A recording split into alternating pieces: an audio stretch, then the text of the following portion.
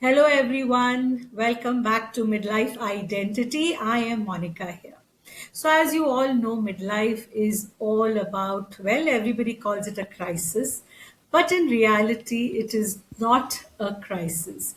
It is a crossroad, a threshold where identity begins to shift a little. At this point in our journeys, many of us start asking deeper questions. Who am I beyond these roles and responsibilities? What truly matters now? What is that one legacy or something that I want to leave behind? Midlife is not about endings. It's about awakenings. It's the time to shed labels that no longer fit us, to embrace passions we have set aside, to align our lives with values that feel authentic. It is a time of rediscovery where identity moves from achievement to meaning, from success to significance, to live consciously, courageously, and creatively. As you all know, Midlife Identity is a podcast where we speak about various concerns in midlife. It's about rebuilding and reinventing ourselves and our lives. And the mission of Midlife Identity is to empower, to build a legacy. Our guest joining us today is Christy. Well, she will take us on a lovely journey of what midlife is all about. It is also about how she got from perimenopause to menopause to midlife, the changes, the journey, the travels, all the turbulences and the fun feeling, and how we change, how we shift during this time is what we are going to speak about. Hi, Christy. Welcome to Midlife Identity. Thank you for Hi. being on our show. It's Oh great my. having you here. Thank you so much. Okay, so this all of the things that you said, like just even in the intro got me all excited because there's so much in there that just oh my gosh. So thank you so much for having me here. Oh, it's a pleasure, absolutely. So tell me, Christy, how did you get into this? Speaking about midlife, speaking about menopause, perimenopause, what brought you into this phase and, talking about it and taking it further and helping people through your experiences? Well, I think probably the more dramatic your experience in anything, the more it makes you want to find answers and what have you. So, um, I have been in ballroom dancing my whole life, competitive ballroom dancing, Okay. teaching ballroom dance. My husband and I have ballroom dance studios. So I've always been in an active profession. And once I had my kids and, everything was going great, all of a sudden, I just felt like my body completely changed. All of a sudden, I just, A type, like moving, going, doing all the things, especially when you have a business and two kids. And all of a sudden, I just did not feel like myself. I didn't know what was wrong with me. I had no energy. I've never been anxious before, and I was anxious and worried. And my heart was racing.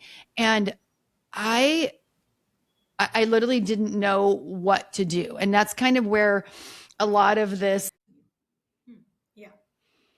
So, So I yeah. think that experience of not really knowing what was going on with me, I was definitely at a crossroads, not only in my career going, okay, is there more?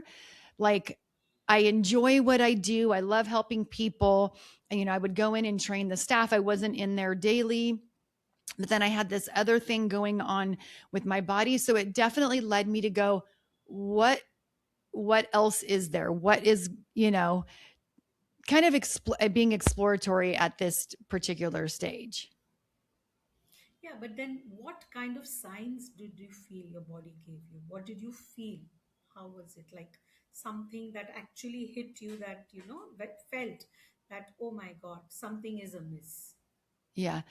Um, it's really interesting when it comes to the signs that you hear from most people, hot flashes, night sweats. I didn't have any of that. It was all um, more physical and mental, meaning, I just was like walking around with no energy in a daze. I felt like I had no personality, and I am kind of a big personality. Um, I also have never been so anxious and worried. I was worried about everything. Oh. And I also at some point almost felt like I was like having a long panic attack breakdown, Mm-hmm. Okay. which was also very odd. Yeah, I mean, and it's like total emotional imbalance kind of a thing where you don't know what's happening and can't figure it out, cannot pinpoint, and you can see everything is fine, but nothing is fine. I'm sure it could It be something like Nothing was that. fine at all. Yes, and But the thing that I did do, and why I'm such a big advocate of talking about it, my girlfriend and I have a podcast called Girl Can You Talk? And it's literally like, because this is what we did. We would get on the phone and go, this is happening. And we constantly had conversations. So I had another friend of mine that I happened to, we would meet every once in a while, one of those friends where your kids, were in dance together. And then we would have these dinners every once in a while to reconnect. And she's a few years ahead of me. And I told her what was happening. And she goes, you need to go to your doctor and get your hormones checked. And I literally looked at her. I had zero idea. My parents didn't talk about hormones or perimenopause. So I did not even know. And she's like, I have a great doctor, go to this. Anyway, so actually, I went to my doctor first. And I went in shaking and crying. And she was looking at me like why I was there. And I was like, I don't know what's wrong with me, this and that. And I'm like crying. I mean, I was a disaster. And I'm telling you, like, I felt like I was the kind of person where I could keep my stuff together, right? And she goes, oh, do you still have a period? And I was like, yeah. And she goes, oh, well, we don't test hormones. I think you need to go on an antidepressant or birth control. And I just like looked at her like, what? Like, that's not what my girlfriend told me. And so I opted for low dose birth control and, walked out of the office with the tail between my legs going, what is happening right now? So that was kind of the beginning of me really doubling down on researching and figuring out this kind of whole journey. Again, before I felt like I was healthy and, ate pretty well and exercised. And oh no, after this happened, I was like, it is double down. Let's figure this out time.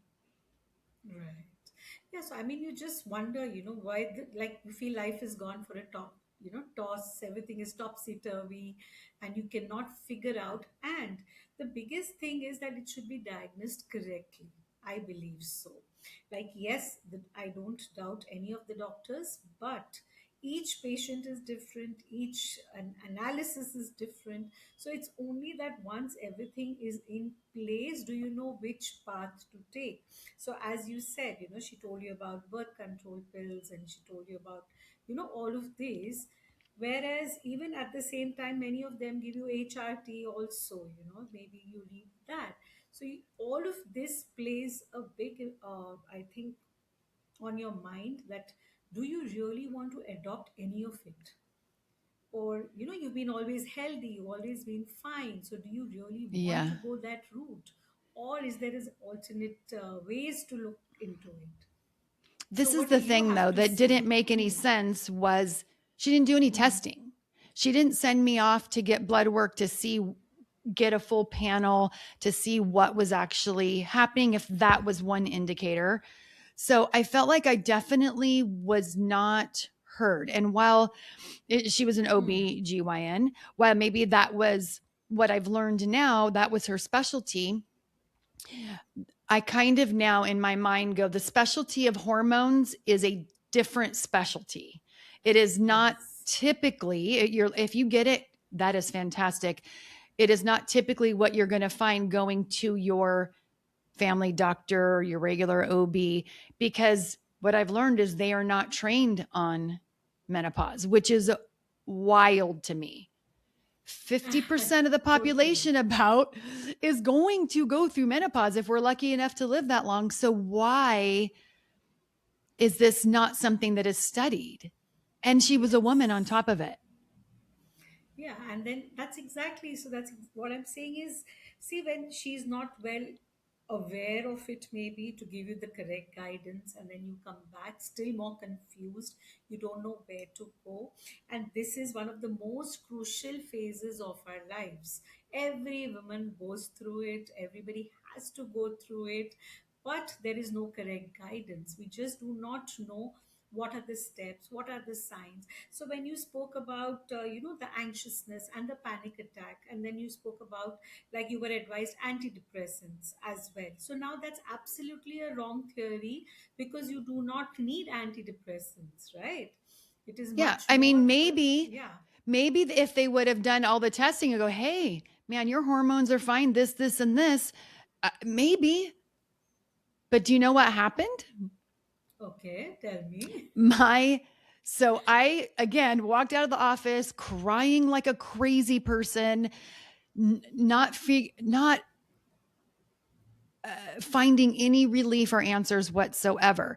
So, you know what? Be willing to talk to people, because then it was like, now my friend Anna, who is my co-host, best friend since 5th grade, like we've been friends since forever. Wow. She I went into this stage prior to her, even though we're 6 months apart. So we kind of talked it out, but I went back to that girlfriend that has a doctor that tests hormones. She gave me a referral. She goes, go see him. And I was just beside myself. So, integrative medicine doctor, you got to pay out of pocket. Insurance doesn't cover it. But you know what? In order to have you feel good, it is worth it. Anyway, so I went into the doctor.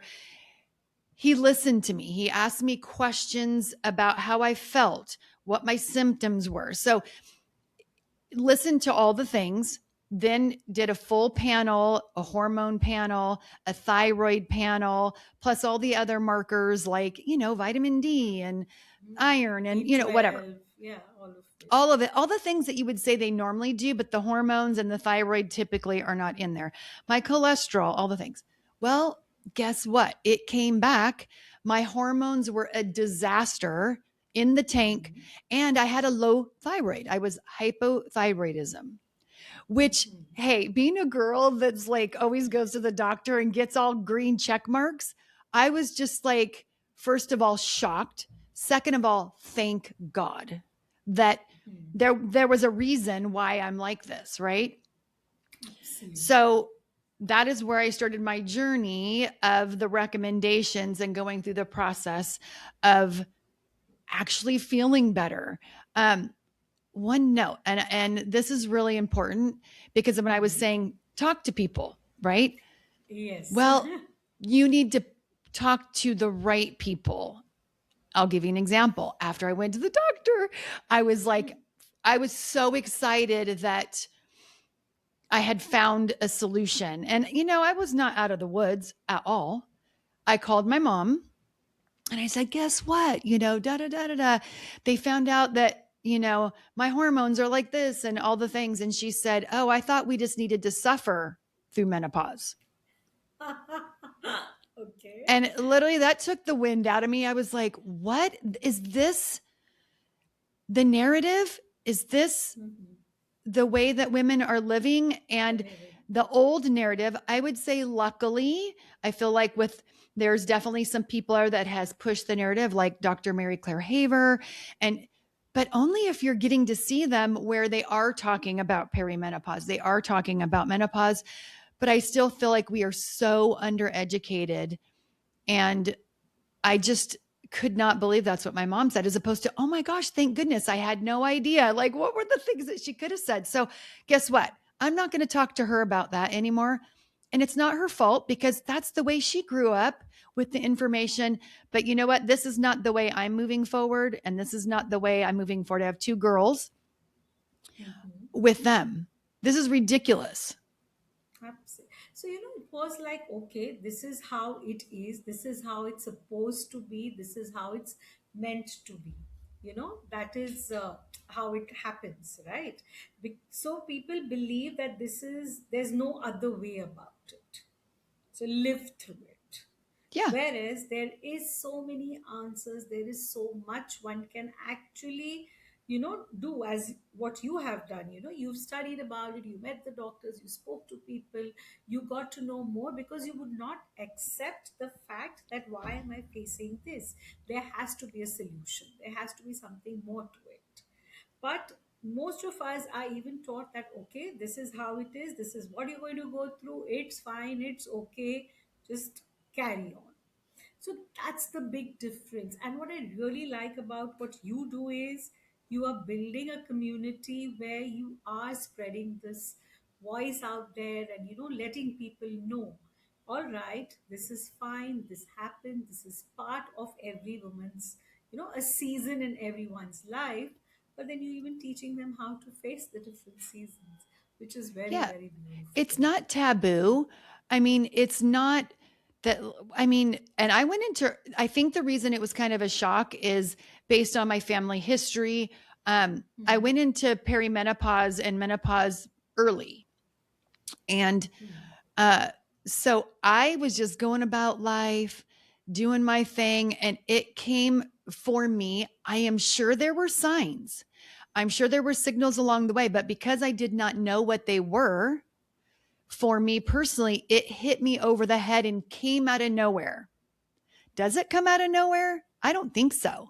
Think so, yeah. I think there were It's little always signs. there. Science, I think there yes. were little signs, but I did not know that that had to do with perimenopause and hormone decline and low thyroid. I had zero idea. Oh, and let's talk Mhm. about um, I've always been a healthy weight, let's say that. But at this stage, low thyroid, low energy, low metabolism, I felt like I was killing myself. And, weight was just like kind of holding on to me. I had inflammation. So that was another thing. It was not, it's the 5 pound, 10 pound scenario, right? But for me, that was unusual. So I'm sure that there were things. So I guess that's why I'm so determined to talk about these signs, because if you can get ahead of it, you will not have to go through my crazy experience that I went through. Yeah. It's not See, necessary. actually, yeah, because actually, I'll tell you, the body speaks to us all the time. It's just that, we are in different zones, we are not that aware. That's when they say you have to learn to be present, be in the presence, build that self awareness, maybe through breath work, maybe through workouts, exercise, movement, whatever, which centers you, connects you with yourself to hear yourself. The Yeah. moment you start listening to yourself, like as when your body is giving you different signs, maybe small little signs, but we overlook them. And that's when you said, otherwise we would be way ahead. And then you start looking into it and Yeah. exploring what could be the problem or what is it. But Well, we just take things very lightly, very easy, we take it for granted. And when it actually hits us, it's like we say, all right, now what? It goes on well, from and I there. think you hit the nail on the head that I think women, we tend to kind of just brush things off. And I don't know, we kind of have excuses, and I don't mean in a bad way, of why we Yeah, feel a certain way. It's like, oh, I just didn't get enough sleep. That's why I have low energy and I'm moody and I'm whatever. Or, oh, I'm just really stressed, or I've been really busy.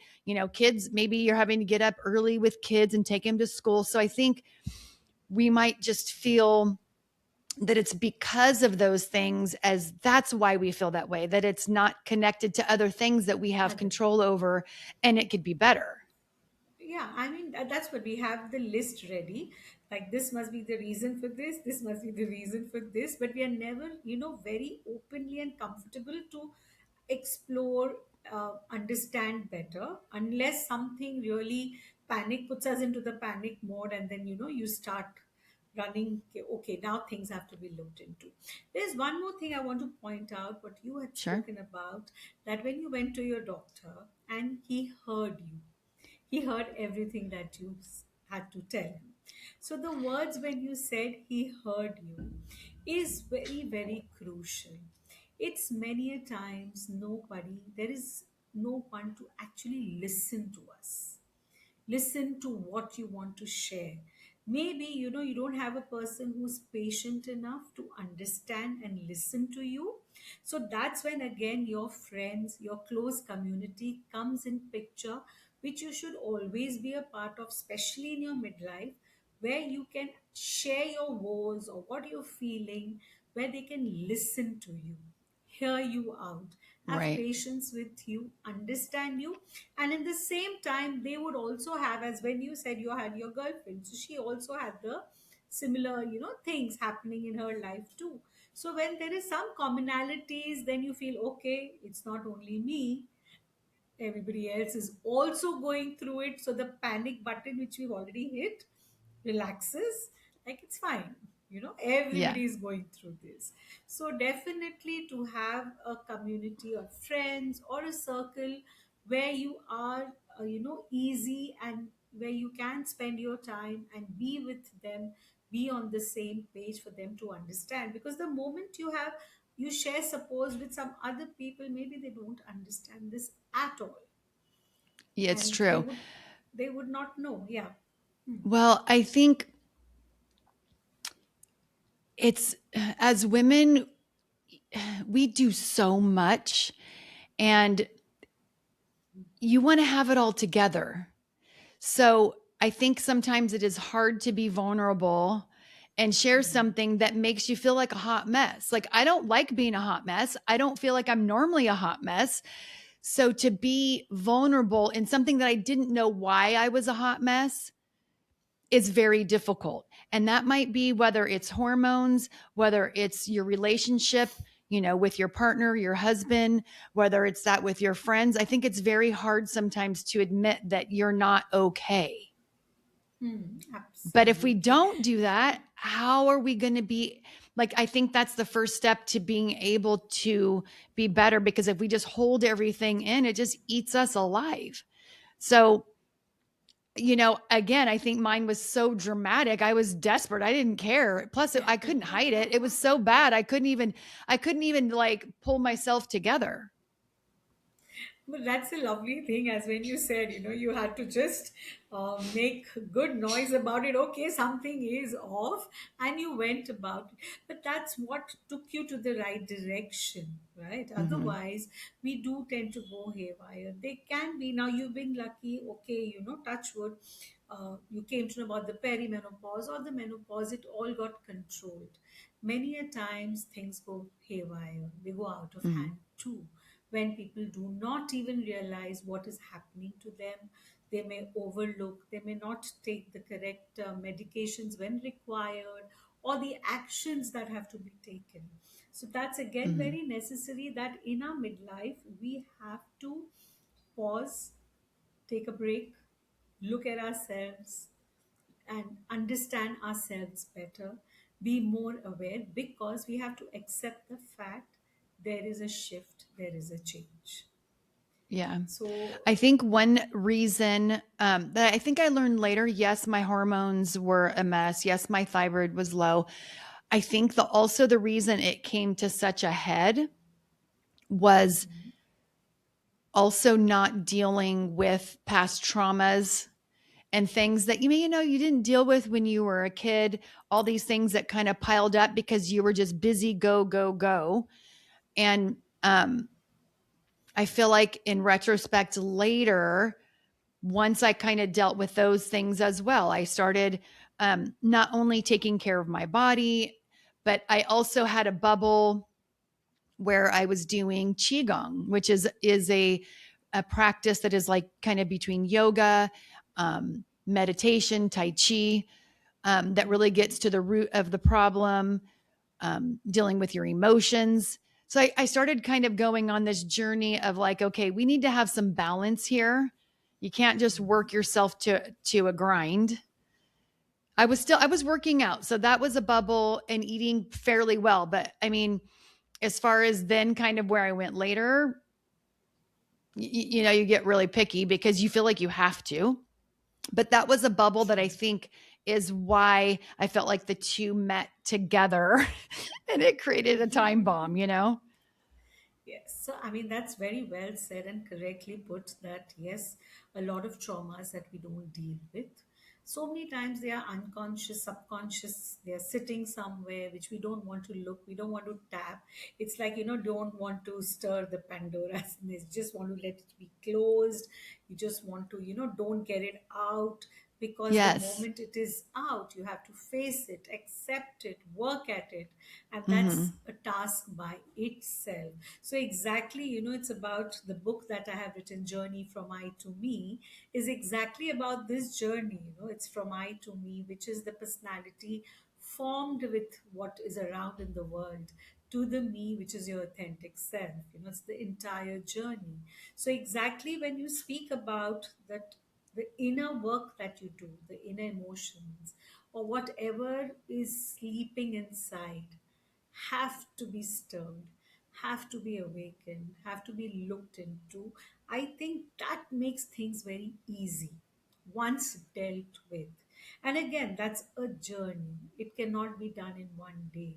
And most of us do Yeah. not want to even tap there because Hmm. it's a lot to deal with. It So then is. you say, so you talk about hormones, you talk about menopause, you talk about the shifts in our life, the identity shifts, like you're at 50 and you say, half the life is done if you take as 100 years. Yes. Yes. We And hope. yeah, half is done. Now what? So you start self reflection. As it is, the self reflection takes you already into a deep introspection because you ask yourself so many questions. What all did you do? Why did you take certain decisions? Were they right? Were they wrong? Was it necessary? There are regrets, maybe, or achievements. There's so much. And then suddenly there's so much weight on our shoulders, so Hmm. much so that I think that also adds to the menopausal state, that stress. And somehow it always coincides with your menopause. The feeling of this crisis, which people call it, which we call it an identity shift, and the menopause adds to the burdens, two and two, and one doesn't know what's happening. That's when you spoke about, being, prescribed an antidepressant. The doctor took it that way. So Yeah. it is those symptoms, but it is even menopause. So there is so much to deal with, so Hmm. much to deal with. So one needs the correct guidance, a proper hand holding to take you through this phase, to accept it, deal with it, come out of it courageously, and I wouldn't say a winner, but you know how to take it forward, probably. Well, What's your take on that? could you imagine, like, I actually, now that you keep saying that, I've not never thought of it this way, but could you imagine if I just chose the antidepressant, where I would be Absolutely. right now? That actually like makes me sad. Yes, Seriously. absolutely. I So, just took the yeah. antidepressant and like numbed myself. I would not be where I am today. I mean, that was 2017 for me.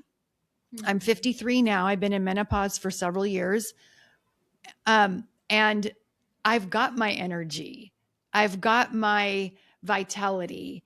I feel good. I sleep well.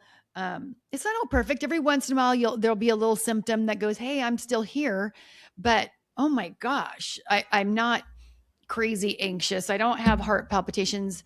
So imagine if I took an antidepressant and that's Imagine. where it ended.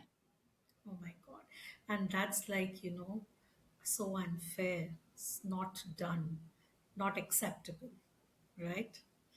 And that, when you're saying this, actually, my heart is sinking. I To know. imagine it, it's actually sinking. It's too deep, you know. What could have happened? Well, there's so many recommendations, and we can get into some of those later, Yeah. but so many things before the last thing, antidepressant Abs- or birth control. I Absolutely. was off birth control. What do I need to be on birth control for? Well, I guess because there's, hormones in the birth control, but um, there's so many things that could have been recommended that before getting to, hey, let's try this, let's try. But Yeah. instead, if your doctor, and this is not to bash doctors, again, I think all the doctors have specialties, so we need to find the one. If it doesn't make Which sense to you, aligns. Yeah. if it doesn't make Don't do sense to it. you, then let's find another doctor. And if that doesn't make sense to you, and I Yes. will keep doing that until I find something that actually makes sense. So I think this is a great message for our viewers and listeners that, as Christy has mentioned, please keep finding till it makes sense to you. Just don't give in. So listen to yourself, listen to your heart, your conscious, your thoughts, your intuition, your inner gut, whoever and whatever you believe in, till it tells you, yes, it's okay, only Mhm. then go for it. Otherwise, You know what I keep think the on challenge is, trying. though? I think the challenge is that quite often who we're taking advice from, we admire, we respect their. I mean, we had somebody on our podcast, and a lady that went through this menopause journey. We interviewed her, Mhm. and she said she highly respected her doctor. Up until then, everything that they said made sense. Um, they were one of the top doctors in the world. You know what I'm saying? So sometimes when we're given advice, whether it's a doctor, whether it's a lawyer, whether it's let's fill in the blank, that is highly regarded, it's hard for us as the non-professional in that industry to go, we trust what they say, what their advice is. That's the point, Absolutely. the reason you go to a professional. Absolutely. But I'm Absolutely. but I'm here to tell you, nope, nope, that just because they have doctor on the wall or whatever initials, let's just say initials, and I don't have those initials, but let me tell you, I feel like I could have better conversations than a lot without that certificate, from the amount of time that I have spent um, and helping others to figure that out.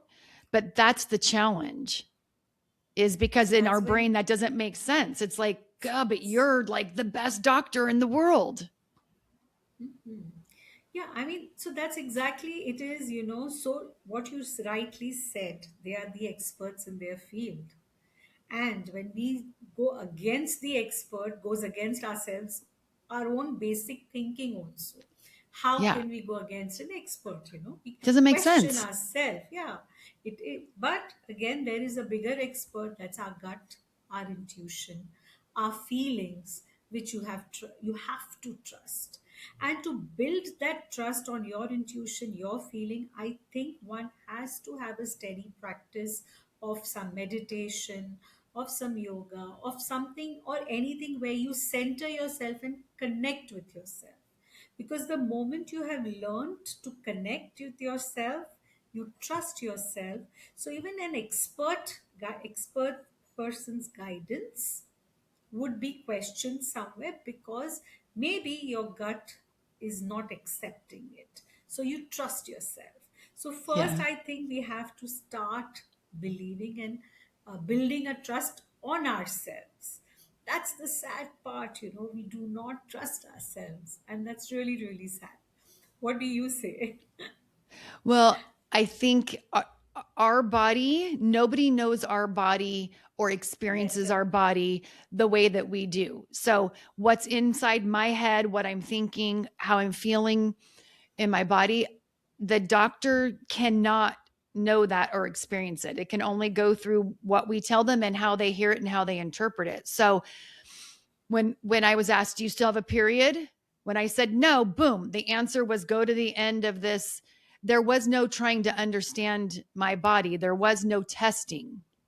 So finding a practitioner that really wants to understand your body symptom wise and then looking at the work. Because sometimes you can look at the blood work. I know that this has happened to a lot of ladies. You can look at it and oh, everything's fine. Sorry, everything's not fine. I don't feel fine. Does that make sense? So mine, luckily, wasn't fine. Can't believe I'm saying that. So, but sometimes it is. And, sometimes those standards also are based on the range when you get blood work is based, you being in the middle is based on Sorry, the average person. Well, person. the average person is not optimal, is not, I don't want to be average. Are you kidding me? So my communication to my doctor is what's optimal. I want to be optimal in those ranges. Yes, yes, absolutely. So when you question this, when this is what is very important.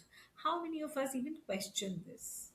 Many of us don't. Rather, I could say just some point percent would be addressing this and questioning it, because we Uh-huh. all have always been going by it, whatever is there.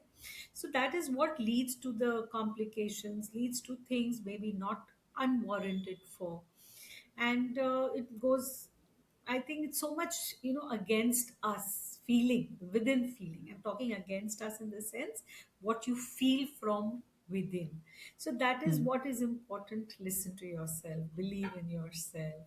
Your heart, your intuitions are speaking to you. Go by your gut. And yeah. One thing that I definitely recommend, first of all, it's never too early and it's never too late to, I'm going to say, get tested. Okay. So when I said earlier that when I went to the doctor, I always got all green checks. Actually, I'm not sure if I did because they didn't do full panels. That wasn't the thing. So I found an integrative medicine doctor that did do those tests. So I would definitely find somebody that can do those tests. And, midlife, what's midlife? I mean, heck, you could be 35, 40, you can be 60, there's this whole middle range. So one thing that I would recommend to your listeners is no matter where you're at, get tested and get a baseline. Because I had nothing to compare it to until I was wackadoodle. That's what I'm calling it. I didn't have Okay. blood work done and have something of what it looked like before. And actually, if maybe I would have gotten it done prior to entering into perimenopause, which can be about 15 years, by the way, before menopause, which is wild. Um, Yes. I don't even know. I might have had some adjustments that I would have been able to make where I wouldn't have been tanked. Like on empty, like letting your cup go to empty, letting your so and you know what? If you haven't yet and you're like, I'm 60, I'm post menopause, well, I still think that it would be great because there might be some minor things that you might be able to adjust. And okay, I'll give you an example. I don't know Yeah. if anybody's eyesight has like ever gone bad, but you don't know. And then all of a sudden you put on glasses, you're like, this is what people see. Do you know what I mean? You're like, oh, wow, I can see further than I thought I could. Or, because it wasn't so Exactly. bad. But then all of a sudden you get a 1.25 even, and you're like, oh, wow, it's so clear. Well, Clear. that might be our body as we kind of ramp up into the stage. Or maybe I've had some ladies say, no, I went through menopause. I didn't have that bad of symptoms. Well, you know what? You start talking about it, and all of a sudden they're like, oh, wait, yeah, I am gaining weight in my tummy. Oh wait, yeah, I am having trouble sleeping. Hello, girl, it's your estrogen. Are you kidding? But we just kind of slough it off. So all of a sudden you make some tweaks and you're like, hey, I'm sleeping through the night. This is fantastic. So I would get a baseline wherever you're Yeah. at if you haven't yet. Perfect.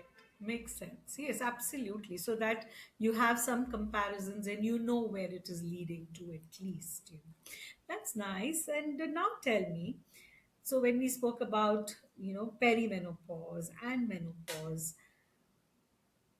how do you see life from here? Okay, we know it's perimenopause, we know it's menopause, we know we are in midlife.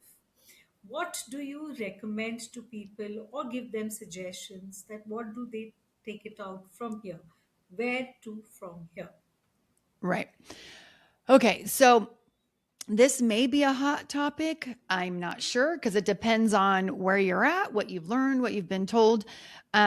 For me, um, I did go on hormone replacement therapy, and that's a way. Bioidentical cream, um, estrogen. I do a low amount, testosterone, progesterone, which helps with sleep. And there's another one, pregnenolone. So I it made for me and such a big difference. It took some time. Um, you kind of go into it slowly. If you have a good doctor, Yeah. they're not just going to go from zero to give you a whole True. bunch, right? So you start with a lower dose, but then I also get my hormones retested about every 6 months, including all of the other levels. And what's fantastic, since then I've moved on to another doctor who is so great. But if you only test one item without the other, he'll say, well, because of this item and that item, you're balanced, right? Because he's looking at the full picture. Full picture. Yeah. Absolutely. So that was one area that I think is worth looking into, finding a doctor that actually understands hormone replacement therapy because it is a specialty, and giving you the risk, the reward, all the things that they've learned. They might have articles they can point you to. But I'll tell you what, if you go on the internet, the normal internet, Mhm. and search it up, you're probably not going to get the information of the people that are actually truly studying it, if that True. makes sense. Yes. It is a deeper dive. So Absolutely. this is crazy. So first of all, when I go in, I get my panel. I sit down like in his office. He goes through every single item. This is that, this is this. He asks me how I'm feeling. Like it's like a 45-minute appointment. It's not a come in, ask me questions, and you're off. And you're like, wait a minute. It Mhm. is a comprehensive appointment. So if you've not experienced that, that is what I would look for. I come with questions, and I feel like all of the things are being checked off. And I even get recommendations of things. He checked how alkaline my body was, and Wow. then Perfect. gave me these handout papers of how Meyer lemon water helps with alkalinity. So drink lemon water. I mean, like handing me pages of things that I can do naturally to help myself. Nascent iodine was another one that helps with thyroid. And he handed me a paper and it explains all the reasons why. And then you can decide if you want to do it. But it wasn't just, okay, go on hormone replacement therapy or go on SSRI for, you know what I mean? It wasn't that. It was like there were some natural things as well. So if you're getting those natural things, man, I feel like you're going to be in the right place if you're being listened to. But that was one step that I took that I feel like for me personally made a big difference. Fantastic. I'm sure, so this gives people the confidence to, if they want to step into this space and, take up all of these kind of help and medications to, for their hormones. So I think gives them a little confidence that, okay, this is okay. There are people, and you feel, okay, I know that one who has taken this treatment, so you feel comfortable going in for that kind, because everybody, as you said, the risks and the rewards, everybody is very skeptical. Sometimes everybody overthinks, wants to do it, doesn't want to do it. So yeah, you help them say fine, they can try it if they would want to. But again, see, what matters most is, as you said, you were given a lot of articles to read, to understand, to know better. So you had the complete knowledge. You knew what to expect from it. And it was like, you just didn't have to go blindly into it. That matters more. Yeah, Yeah, I that, could make that the makes a big decision. change. Yeah, but also based on how I was heard, how the process of having a full picture, all of the things, I definitely highly respected this doctor, but then he also gave me additional information. It wasn't like just listen to me because I've got the letters behind my name, right? And then as this relationship has progressed, I do feel like when he recommends something, I'm like, let's go. But it didn't start that way. True. So it's the faith with time, gave it enough time and heard you out. You also broke it down into how you would want it, had your questions, and Mm-hmm. then you went into it. That's amazing. And if not, I'm going to move along. Like I am Yeah, that confident now. I'm going to move along. absolutely lovely. So now when you said you've taken up this side. Today, as you mentioned, 53. What do you look at life at 63? You know what? I look at it as like, I know that I'm going to be able to feel good, that I'm going to be active, that I'll be able to travel. My grandparents worked really hard. They had Busy Bee Hobby Shop, and um, he was retired from the military, and they worked. And he'd go sit on his lazy boy chair, and he had the typical big tummy, hard tummy. You know what I'm saying? They didn't prioritize. They ate. My grandmother made balanced meals. They'd have ice cream, but it wasn't like processed food or whatever. Anyways, they worked. Well, once it was time to actually go enjoy their life and travel, they physically were Or unable. not? So my priority is I want to be able to get up off from the floor. I want to be able to get out of my chair. I want to be able to get off the toilet. You know what I mean? I want to be, my Yes, kids yes, are, yes. they just turned ages. So I'm trying to make sure I'm saying it 20 and 22.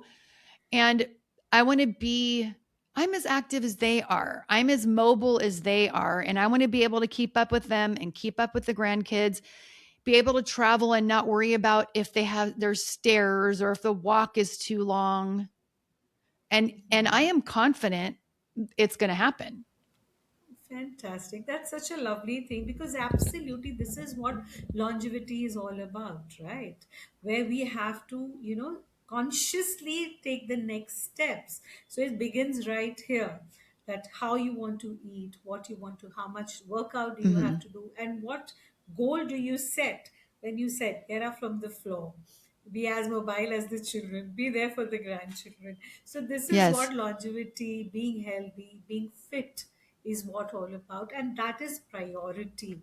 And I think this is a very important message to the viewers and the listeners that you have to make these priorities in our midlife, Mm-hmm. that yes, from now, from here on, this is what we have to look at life as, and take it in our hands and not just let it roll by. That's fine, this is how it happened, this happens to everyone, and just take it lying low, that okay, this is what it is.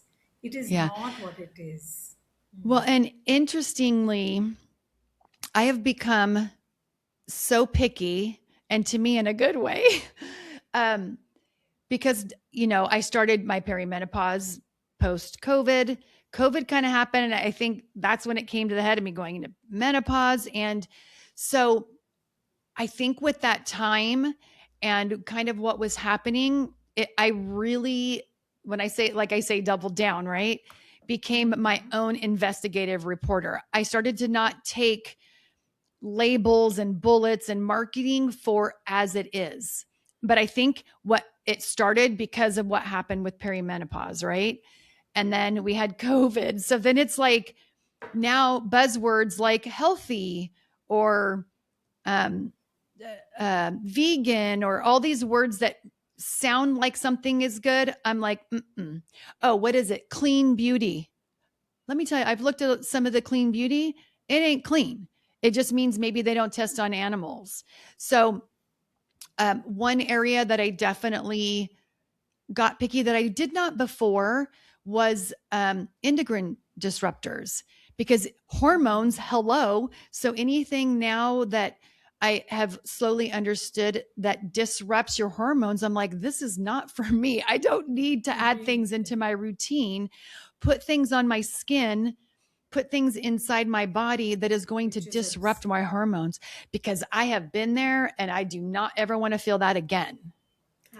So, I mean, see, that's when we become aware, right? That's building awareness, making conscious choices, and taking the path towards, like, okay, so at this point, I believe in midlife, it is that nothing is necessary, as necessary as what we must have felt at 20.